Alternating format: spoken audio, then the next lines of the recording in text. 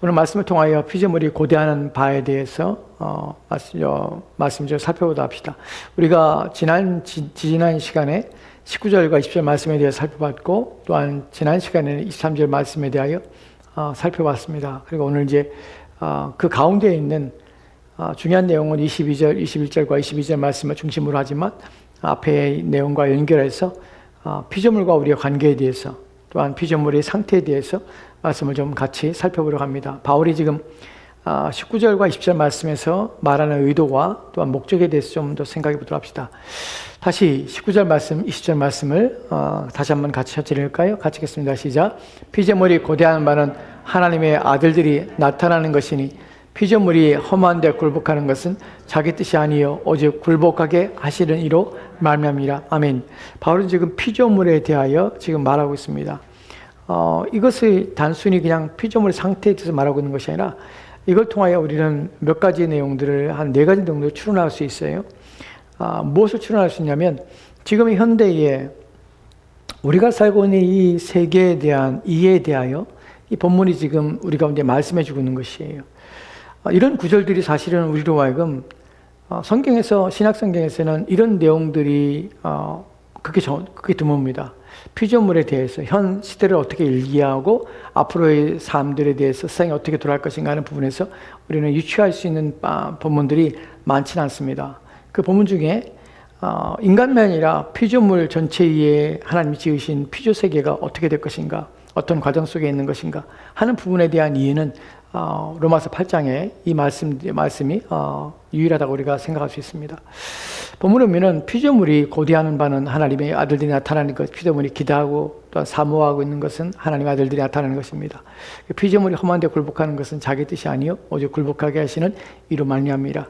여기서 단순히 우리가 생각할 때 그냥 피조물이 그렇구나라고 생각하는데, 하나하나 말씀을 좀 살펴보면 좀 내용이 좀 방대하며 또 깊이 있는 내용이 여기에 담겨져 있다는 사실 우리가 이해할 수 있습니다. 몇 가지 추론을 하는데, 첫 번째 추론은 이것입니다. 오늘날 우리가 살고 있는 현대의 세계를 이해하는 데 있어서 그 어떤 이론과 그런 어떤 사상도 이것만큼 분명하게 설명해 주지 않고 있다는 사실이에요. 무슨 말입니까? 세상을 이해하는 데 있어서, 또한 세상을 이해한다는 건 지금의 현대만이 아니라 이 세상이, 이 세계가 어떻게 움직이는가, 세계를 이해하는 데 있어서 세계가 어떻게 움직여나가고 세계가 어떤 방향으로 나갈 것인가 하는 부분에서 어떤 이론들이 있습니다. 그 중에서 가장 많은 사람들이 인식하고 이해하며 또 믿고 있는 것이 진화론이죠. 세계를 이해하는 데 있어서 진화론은 무엇을 합니까? 진화론은 말 그대로 모든 만물들은 진화한다는 것이에요. 더 발전한다는 것이에요. 더 나아진다는 것이에요. 더 좋은 대로, 또한 더 완전한 대로 점점점 나아간다고 가리키는 것이 진화론의 핵심적인 내용입니다.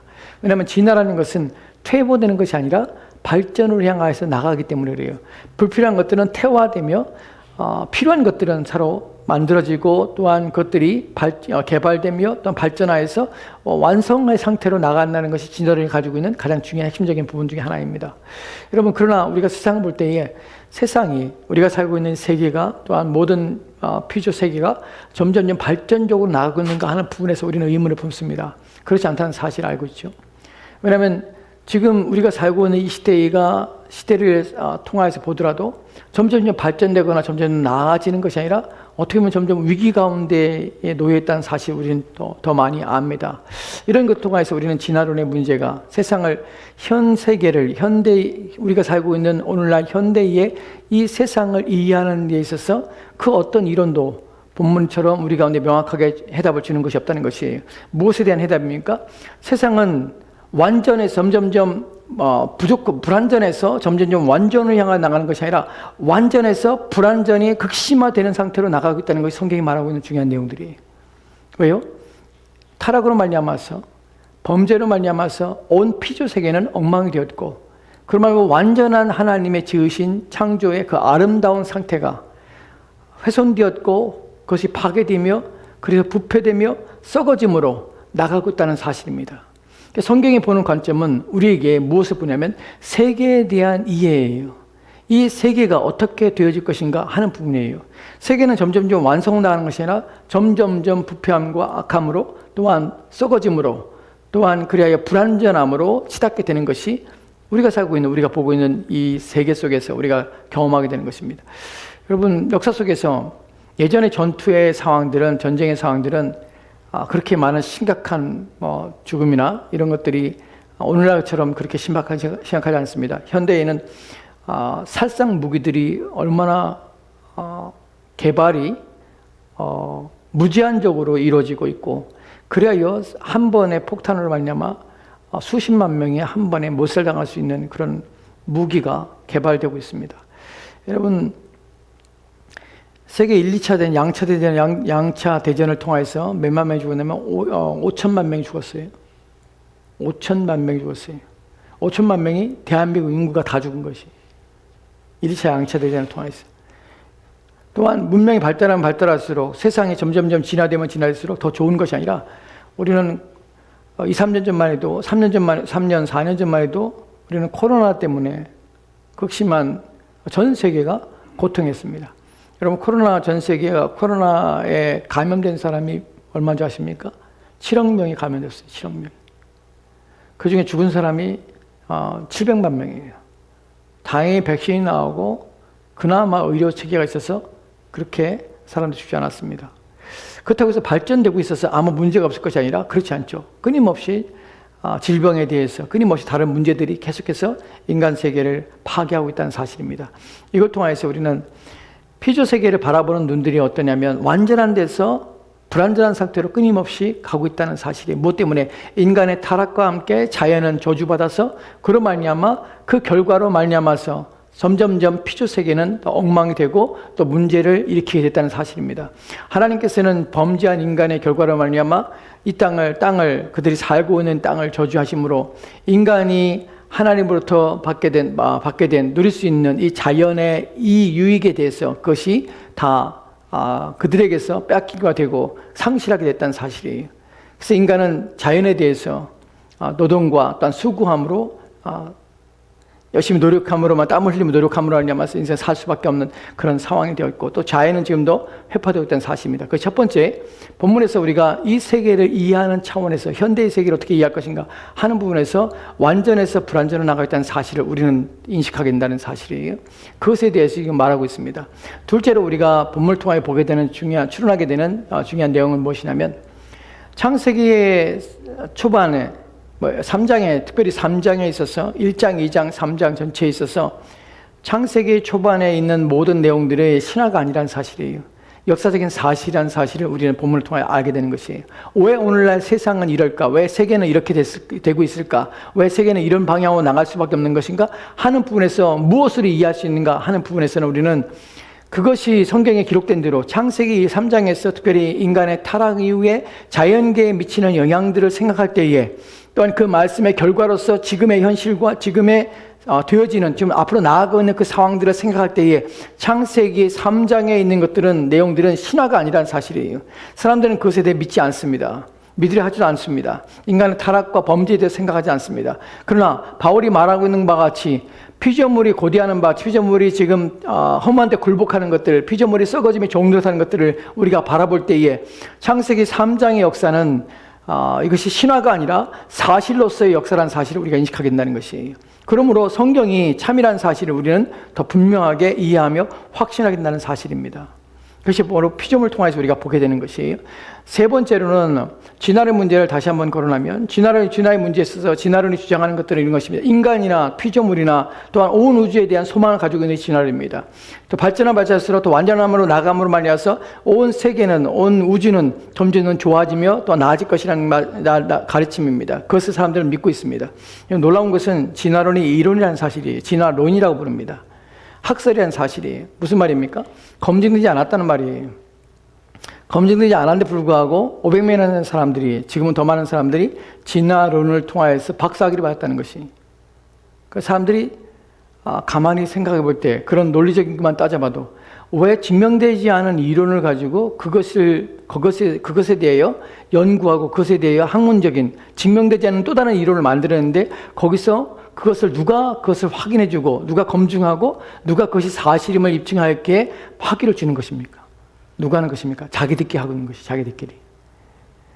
그러니까 검증되지 않은 사실을 그것을 바탕으로 학문적인 기초를 쌓고 또한 그 내놓은 그 학문조차도 검증할 수 없는 내용을 기초로 해서 논문을 제출하고 그리고 자기들끼리 심사하고 자기들끼리 그것을 믿고 자기들끼리 학위를 주고 자기들끼리 이론이 맞다고 생각하는 것이 그 어느 것도 진화에서 검증할 수 없다는 사실입니다. 성경이 말하고 있는 내용들은 정반대입니다. 실제적으로 우리가 살고 있는 세상 속에서 세상은 점점 불안정해 나간다는 사실들에 대해서 우리는 소망이 아니라 무엇을 봅니까? 이 땅의 멸망을 바라보고 또한 하나님의 심판과 재앙, 진노로 말미암아 세상이 불에 탈 것이며 없어지게 된다는 사실을 우리 인식하면서 삽니다. 그것이 세상적인 세상을 바라보는 그리스도인의 눈과 세상 사람들의 눈의 차이입니다. 우리는 세상을 바라볼 때 어디서 시작합니까? 완전함부터 타락으로 시작합니다. 타락하여 지금 이 꼴이 된 것이, 지금 이 상황이 된 것이. 그래서 세상 사람들은 완전함이 없었다는 사실이에요. 불완전한 시작에서 완전으로 나간다는 생각을, 사고를 한다는 것이. 그런데 현실은 전혀 그렇지 않다는 사실이에요. 지금 오늘날 우리 가운데 닥쳐진 문제들을 보면, 여러분, 우리 심각한 문제들이 지금, 기후변화나 또한 전쟁이나 또한 각처의 여러 가지 재앙으로 말미암아서 더 심각한 문제들이 일어나고 있습니다. 통계에 대해서 알아보진 않았지만, 지진에 대하여 예전에 고대의 지진의 기록들이 전 세계적으로 취합되거나 또한 보고돼서 그것을 빈도수에 대해서 우리가 다 알 수는 없지만 지금 각처에서 끊임없이 지진들이 일어나는 사실을 우리는 알고 있습니다. 여기저기에서 갑작스럽게 지진들이 일어나고요. 또한 지진을 말미암아서 해일이 일어나고 또한 쓰나미 때문에 사람들이 또 목숨을 잃기도 하는 일들이 벌어집니다. 또 그뿐만 아니라 또한 아마존 같은 경우는 무슨 일이 합니까? 극심한 가뭄 때문에 강바닥이 말라버려서 그 산림들이 지금 훼손되고 있고 농사를 지을 수 없는 상태에 이르렀고 또 현대 과학자들이 끊임없이 연구하고 있지만 원인을 알 수 없는 질병을 말미암아서 벌들이 개체수가 줄어들고 있다는 사실이에요. 그 심각한 농업의 문제가 농업의 위기의 문제에 직면하고 있다는 것이 현실 속에서 우리가 뉴스에 보는 내용들입니다. 그럼 벌이 하는 일이 무엇입니까? 자그마한 벌이 농업에 큰 저박대한 지장을 끼치는 이유가 무엇입니까? 벌의 수분 때문에 그렇습니다. 벌이 수분을 해줘야 꽃을 맺고 열매를 맺는데 그 수분을 역할을 하는 벌들이 죽음을 말미암아서 또한 사라짐을 말미암아서 수분할 수 없다는 사실이에요. 그래서 그것 때문에 과학자들이 벌의 이 폐사에 대해서 연구를 하고 있지만 원인에 대해서 아직도 그 원인에 대해서 찾지 못하고 있는 상태입니다. 여러분 다큐멘터리 보면 여러분들이 기후변화에서 심각한 생각상에 대해서 다큐멘터리 보면은 많은 걸 또 알 수 있죠. 여러분 거기서 우리가 보게 되는 내용들 속에서 어떤 내용도 있습니까? 제가 본 중에서는 북극의 얼음들이 얼지 않고 녹음만 남아서 북극 곰에 대해서 다큐멘터리 나오는 걸 보니까 곰이 예전에는 무엇을 잡았냐면 북극의 바다 표범이나 또는 물개를 잡아먹었는데 얼음이 얼지 않으니까 북극 곰이 뭘 사냥하냐면 한 번도 그런 적이 없었는데 북극 곰이 배가 고프니까 돌고래를 사냥하는 장면이 나와요. 사냥을 못해. 워낙 빠르니까. 그 정도로 곰도 지쳐가고 생물들이 죽어가고 있습니다. 이런 것들이 바라볼 때 피조세계에 엉망으로 지금 되어 있다는 사실을 우리는 압니다. 뭘 통하여? 그럴 수밖에 없다는 것이 세상은 점점 좋아하지 않습니다. 망가질 뿐이죠. 네 번째에 우리가 추론할 수 있는 것입니다. 그렇다면 인간과 피조물 전체가 고대하고 소망할 수 있는 것이 있는가 하는 부분이 없습니다. 그럼 오직 우리가 유일하게 바라보며 또한 우리가 기대하며 또한 우리가 구하는 것이 있는데 무엇이냐면 하나님의 성품과 하나님의 목적에 우리는 기대를 걸 수밖에 없다는 사실이에요. 그것이 본문이 말해주는 중요한 내용입니다. 피조물이 고대하는 바는 하나님의 아들들이 나타나는 것이고 피조물 하나님한테 굴복하는 건 자기 뜻이 아니고 오직 굴복하시는 이로 말미암아 지금 하고 있는 것. 이 말의 의미 속에서 이것을 벗어날 수 있는 기대가 누구한테 있냐면 하나님께 있다는 사실을 우리는 본문을 통해서 알게 된다는 것이에요. 왜 그렇습니까? 왜 우리가 하나님의 성품과 피조세계 하나님의 성품과 하나님의 목적에 둡니까?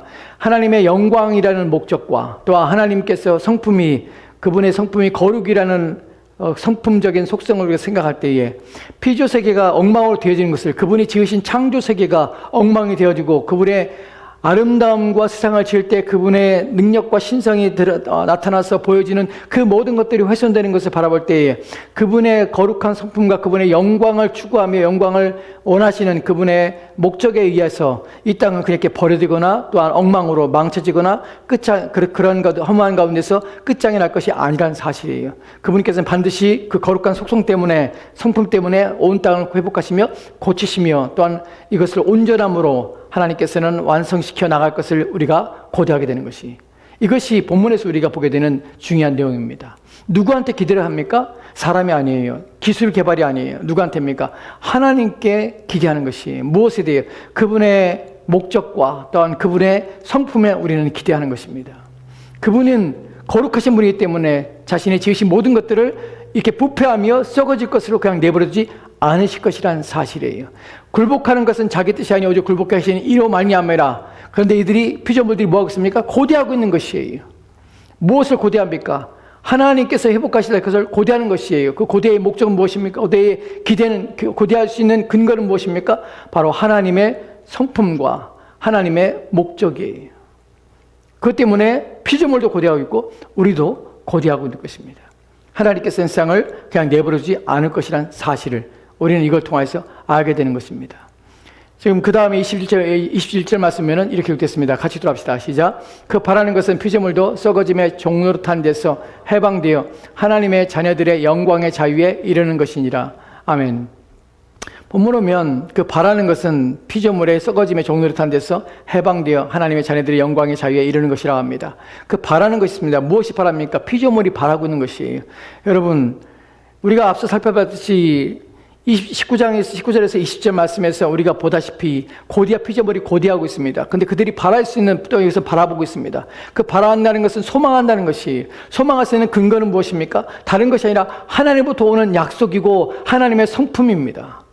하나님께서 그렇게 하실 것이라는 것을 고대하는 것이에요.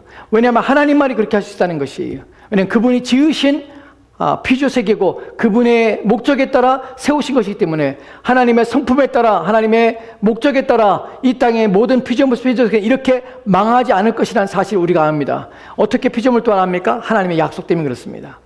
여러분, 하나님께서는 피조세계에 대해서 저주하실 때에 단순히 피조세계의 잘못을 저주한 것이 아닙니다. 왜 그렇죠? 우리가 20절 말씀에 보는 것처럼 자기의 잘못 때문에 그런 것이 아니에요. 험한 데 굴복하는 것은 자기로 말미암아 된 것이 아니에요. 자기가 무엇을 해서 된 것이 아니에요. 무엇 때문에 그렇습니까?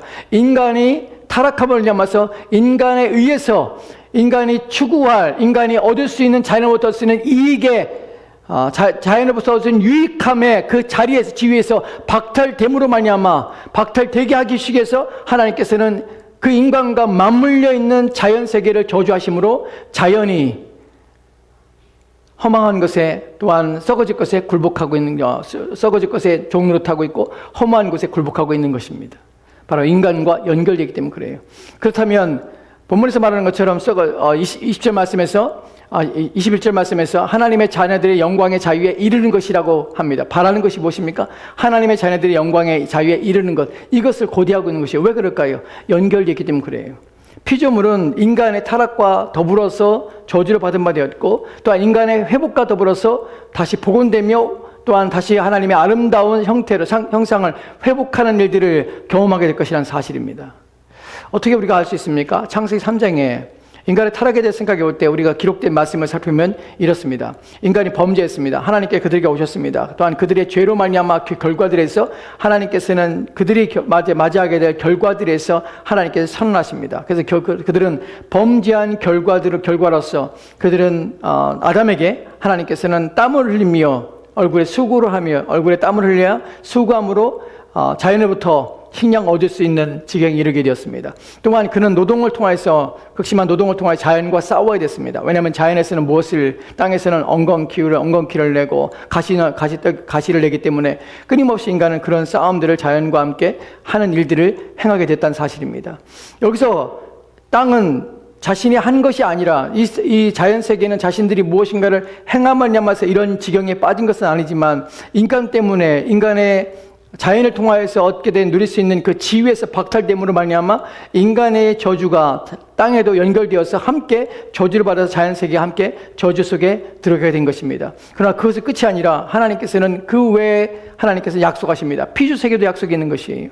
우리가 창세기 3장에서 인간에게만 하나님께서 약속한 것이 아니라 본문에서 뭐라고 하냐면 피조세계도 그 바라는 것이라는 그 소망을 기대를 가지는 약속을 주셨다는 사실입니다. 어떻게 주셨습니까? 하나님께서는 여자의 후손과 또한 뱀의 후손에 대해서 그들이 적대감을 가질 것이며 싸움할 것이라는 사실을 말씀하십니다. 그러나 여자의 후손은 뱀의 후손의 머리를 상하게 할 것이고 뱀의 후손은 여자의 후손의 뒤꿈치를 상하게 할 것이라고 자그마한 상처밖에 줄 수 없다는 사실을 말씀하고 있습니다. 이 약속을 통하여서 인간들이 회복과 인간들이 죄로부터 건전함을 받으며 인간들이 그리스도 말미암아서 구원받을 것을 말씀하고 있는 동시에 인간의 구원은 인간의 구원의 차원에서 머무는 것이 아니라 피조세계가 그들과 함께 더불어서 회복되는 또한 결합되기 때문에 인간의 구원은 피조세계의 구원과 맞물려 있으며 그들의 구원이 된다는 사실입니다. 그렇기 때문에 바라는 것이 무엇을 바라냐면 하나님의 자녀들의 영광의 자유에 이르는 것을 바라게 되는 것이에요. 무엇이? 피조세계가. 이것은 바울이 지금 의문화해서 말하고 있지만 피조세계는 이런 상태에 놓여 있는 것입니다. 그래서 우리의 구원은 단순히 우리의 구원만이 아니라 모든 피조세계를 하나님께서 구원하시는 또한 그 구원의 복음을 피조세계 또한 받고 있는 것이에요. 그렇기 때문에 그들이 바라고 소망하고 있는 것입니다. 22절 말씀 보면은 같이 들어갑시다. 시작. 피조물이 다 이제까지 함께 탄식하며 함께 고통을 겪고 있는 것을 우리가 아느니라. 피조물이 우리가 인간과 연동되어 있고 또한 관련됐기 때문에 함께 저주를 받고 또한 인간의 구원이 그들의 구원이 되기 때문에 함께 구원을 받는 상태에 이르게 됩니다. 그래서 그들은 피조세계는 마치 고대하고 바라는 것처럼 그런 상태에서 하나님의 아들들이 영광의 자유에 이르기를 간절히 바라고 있는 것입니다. 22절 말씀 보면 피조물이 다 이제까지 함께 탄식한다고 합니다. 본문에서 우리가 잘 이해할 것이 무엇이냐면 함께 탄식한다는 말입니다. 여기서 함께는 무엇을 말하는가 하는 부분이에요. 피조물이 다 이제까지 함께 탄식한다고 할 때에 피조물이 그리스도인과 하나님의 아들들과 함께 탄식하고 있는가 하는 부분입니다. 본문은 그런 의미가 아닙니다. 피조물이 이제까지 함께라는 것은 피조물 전체가 다 함께라는 의미예요. 즉 고통을 당하고 있는 피조물입니다. 지금은 피조물만 얘기하고 있는 것이 그 피조물 전체가 어떻게 해요? 함께 탄식하며 함께 고통을 겪고 있다는 것입니다. 왜요? 인간의 타락 때문에 지금 그런 상태에 있다는 것이. 근데 본문에서 우리가 탄식하며 함께 고통을 이라는 표현을 좀 주의해 살펴볼 필요가 있습니다.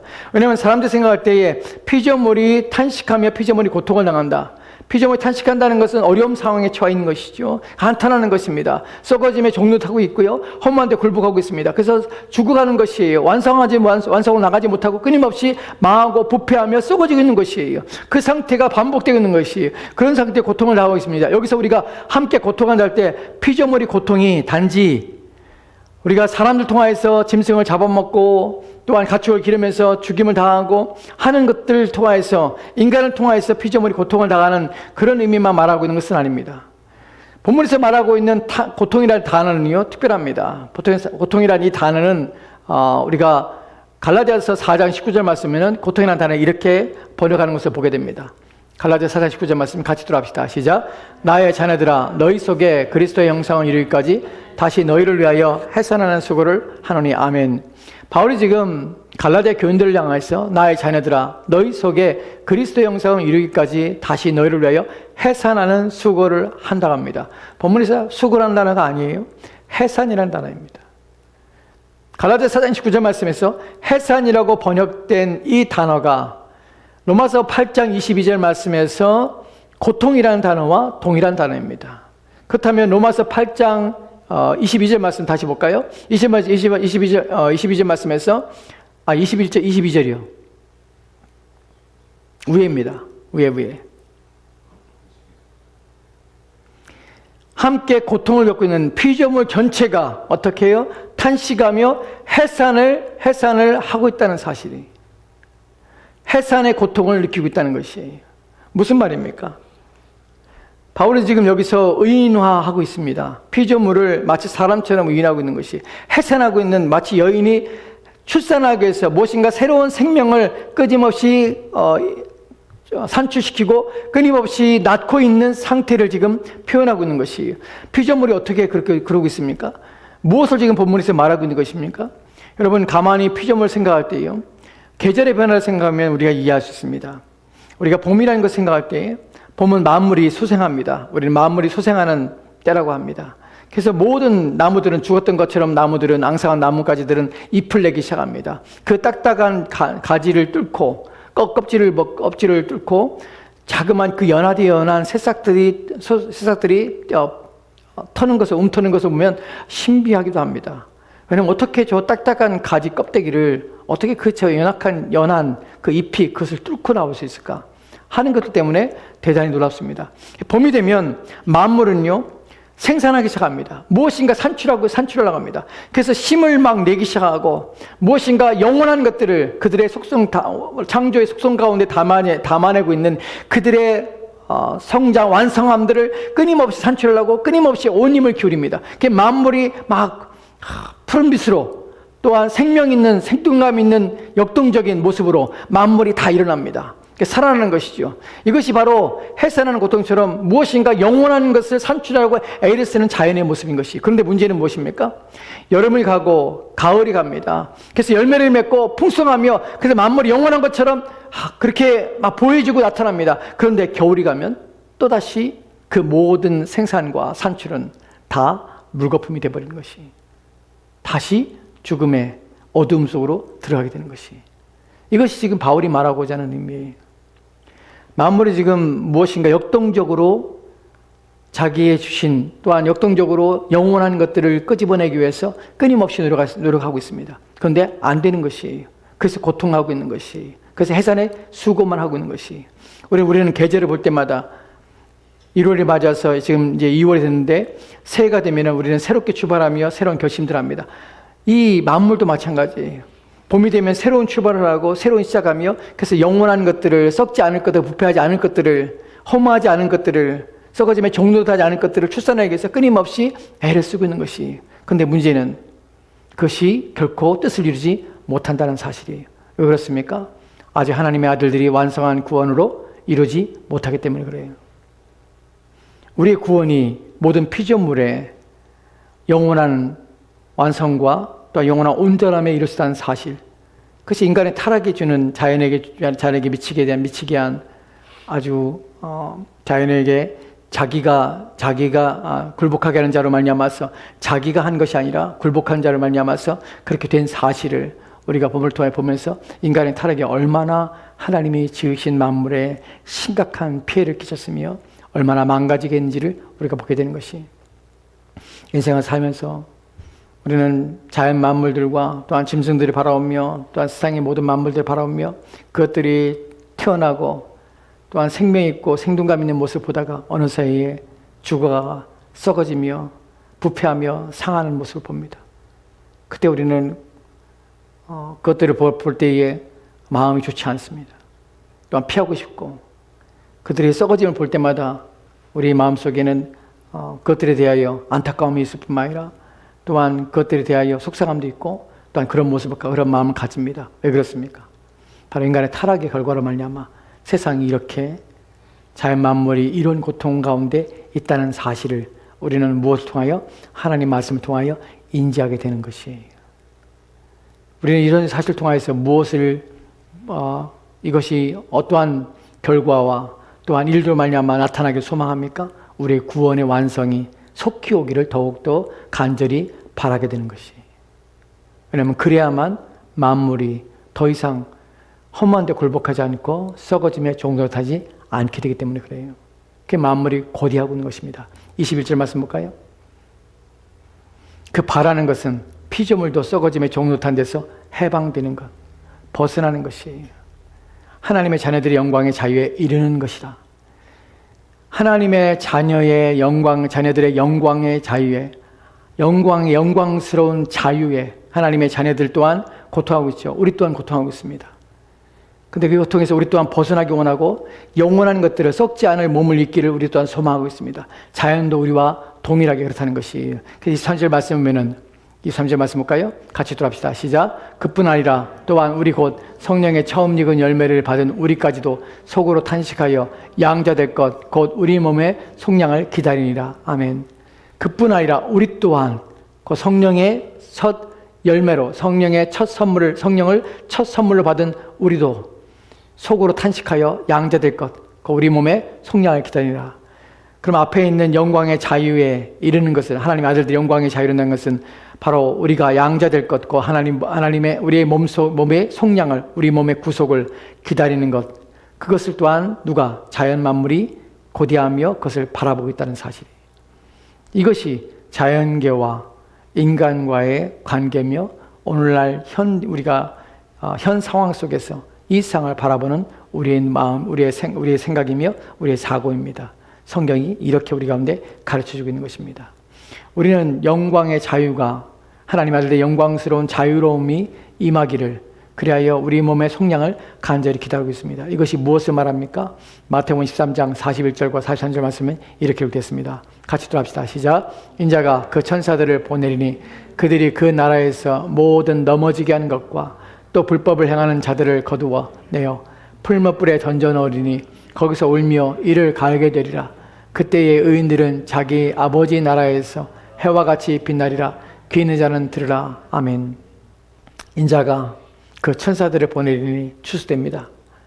그들이 그 나라에서 모든 넘어지게 하는 것과 또 불법을 행하는 자들을 거두어내어 풀무에 던져 넣으리니 우리가 살고 있는 이 땅에서 우리를 넘어지게 하는 것 때문에 고통을 당합니다. 우리도 해산하고 하지만 우리도 무엇인가 영원한 것을 우리가 산출하고 싶어 하지만 우리 또한 그렇지 않다는 사실을 압니다. 우리 육체 또한 썩어질 것이고 또한 이 육체가 썩지 않을 것을 입을 때까지 이 몸의 속량을 우리 또한 기다리고 있는 것입니다. 이런 상태에서 울며 이를 그들은 던져놓을 것이 마지막 날에 그때의 의인들은 자기 아버지 나라에서 해와 같이 빛나리라. 이것이 피조물이 바라며 피조물이 기다리고 있는 하나님의 아들들의 자유의 영광의 자유에 이르는 것입니다. 그 나라의 해와 같이 빛나리라. 이것이 저와 여러분들이 추구하는 것이며 모든 피조물들이 구하고 있는 것입니다. 그러니까 우리는 이런 사실을 통하여 말씀의 결론을 맺도록 합시다. 우리는 이런 사실을 통해서 우리는 이 세상을 봅니다. 여러분, 이 세상은 점점점 완성으로 나가지 않습니다. 이 세상은 점점점 좋지 않을 것입니다. 점점점 불안전하며 문제가 심각해질 것입니다. 왜냐하면 하나님의 진노의 때 인간의 부패함과 악함을 냠아서 하나님이 세상을 심판하시며 진노하실 때가 가까이 오기 때문에 그렇습니다. 그러나 그것으로 우리는 그치는 것이 아닙니다. 우리에게는 이 세상의 문명과 이 세상의 기술이 우리의 소망이 아닙니다. 이 세상의 좋은 정치가 또한 이 세상의 탁월한 지도자가 우리의 소망이 아닙니다.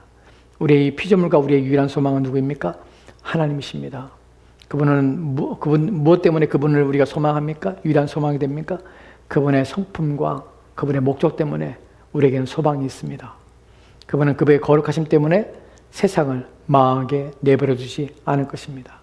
자신이 지으신 피조물의 주인 되신 그분께서 세상을 반드시 회복하실 것입니다. 그날이 언제입니까? 그리스도께 이 땅에 오시는 그날에 우리의 몸의 속량과 더불어서 피조세계 또한 회복될 것이며 하나님의 창조의 원래의 아름다운 상태로 돌아가게 될 것입니다. 그때는 모든 것들이 썩지 않음을 입을 것이고 또한 부패하지 않을 것이고 험한 데 굴복하지 않게 될 것입니다. 이것이 우리가 고대하며 바라는 것입니다. 그렇기 때문에 초대교인들은 무엇을 왜 기도했냐면 주 예수여 오시옵소서라는 기도를 드렸고 또한 그리스도의 오심에 대하여 사모하며 고대하며 바랐습니다. 피조물이 그러한 것처럼 우리 또한 그러합니다. 주님이 오셔야 될 이유가 있습니까? 속혀야 될 이유가 있습니까? 예, 그렇습니다. 오셔서 모든 불법에서 모든 불의에서 우리를 걸려 넘어지게 하는 모든 것에서 우리를 구원해 내시옵소서. 라는 기도를 우리는 주님께 드려야 될 것입니다. 기도합시다. 오늘 주신 말씀을 생각해 보도록 합시다.